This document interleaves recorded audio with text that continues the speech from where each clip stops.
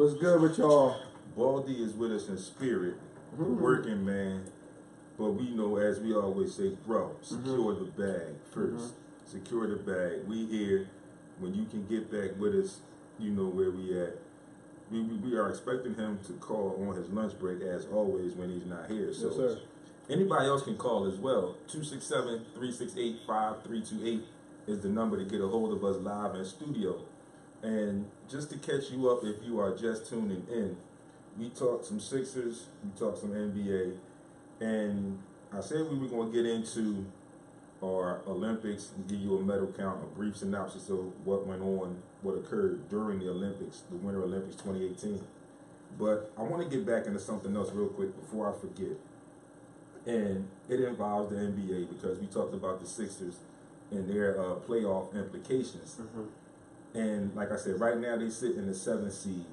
But ideally, a fan like myself, looking at the way that they're playing and the way the East is structured, I think they would be better suited to be somewhere in that 4 or 5 seed.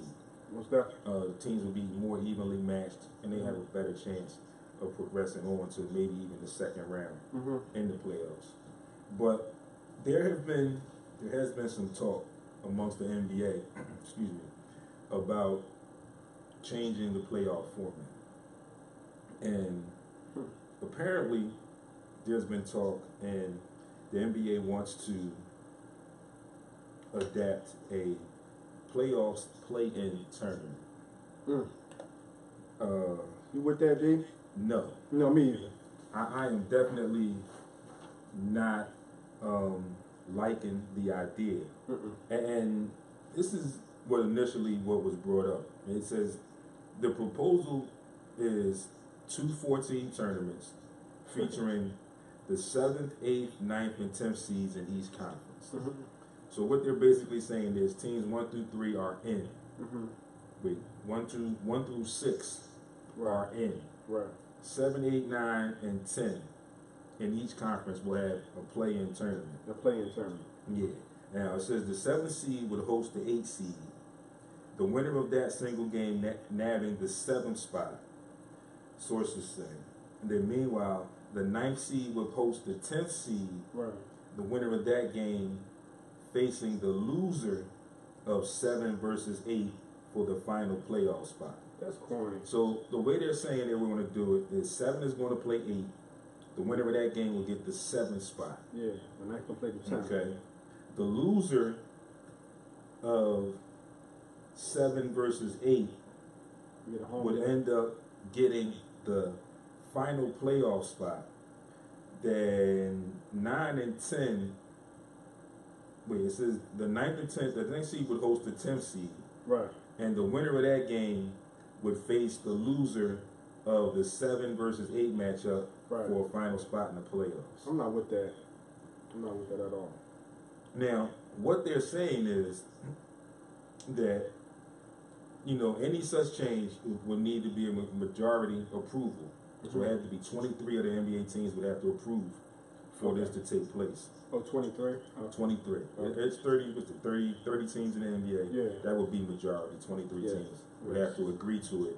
Yeah, 7 teams don't have to vote. Right. Now, the other things that go along with this is what they project or what their thought process is. They're thinking the goal with this format would be to reduce the incentive to tank while maintaining peak fan interest from more teams as the season winds down.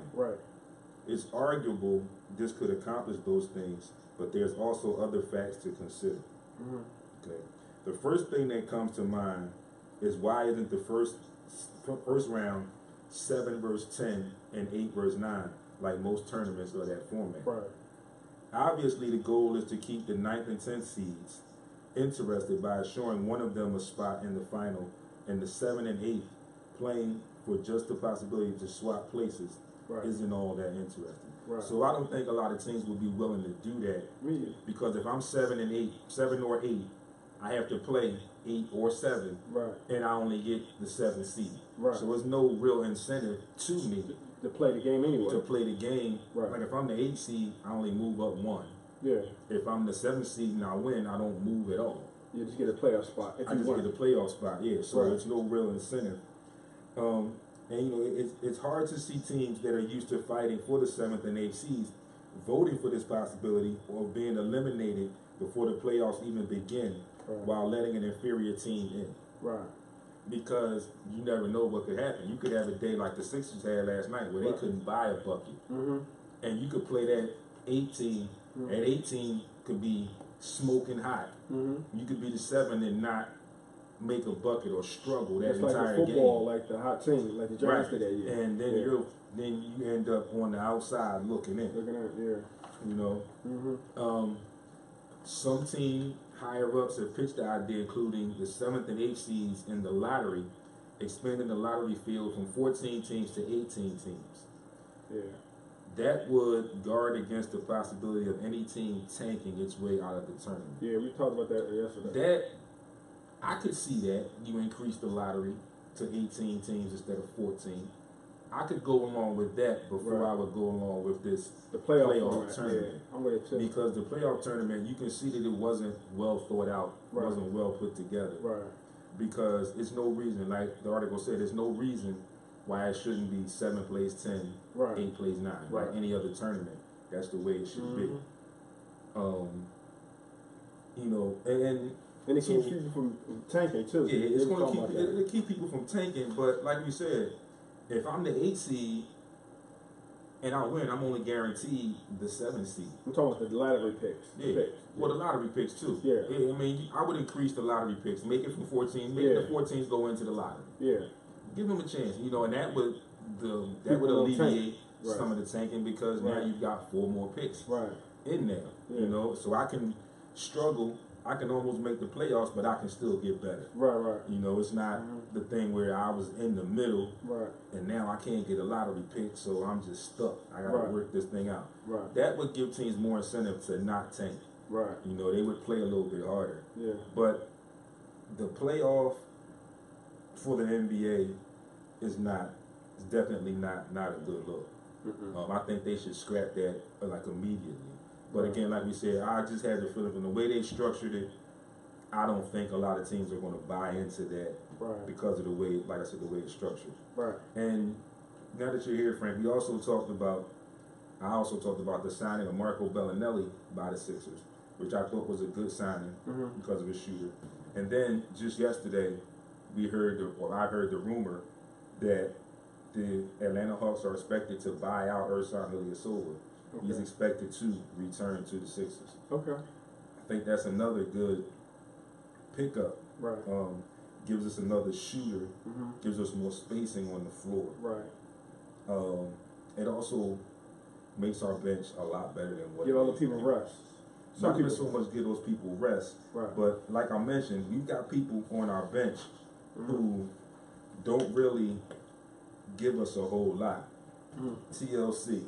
Justin Anderson, and Jared Bayless. And like I said earlier, I thought that Jared Bayless was a good pickup because he could play both guard spots. And I don't know whether it's him being his injuries or whatever, or just the scheme or the system where he hasn't been able to fit in, if you will, that much.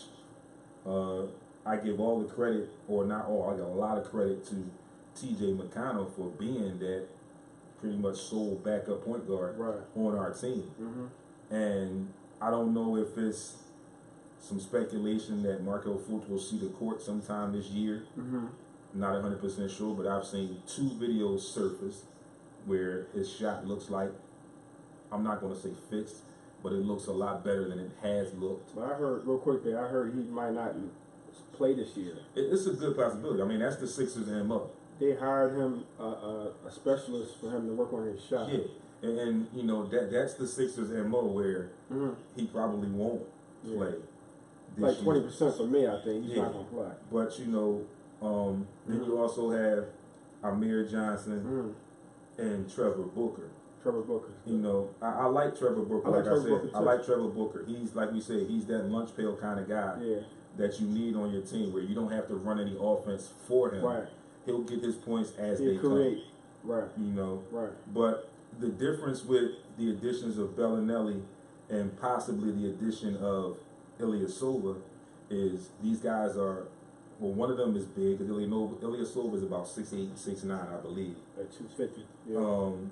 Bellinelli is just a pure shooter. Right. That's what you need. You know, he's that guard. Sniper. You can bring him off the bench. Sniper. And the difference I see with Ersan and some of the bigs that we already have is he can shoot, right, and he can create his own shot. He can dribble and get to the basket. Right. Better than Justin Anderson. Like a Tayshaun Prince. Yeah, Justin Anderson, Trevor Booker. Right. Those guys can't do that. The only problem I see is either you give Rashawn Holmes a lot more minutes, or you stick with Amir Johnson as your backup center for the remainder of the season. Right. And the good points that I said about that, as far as Amir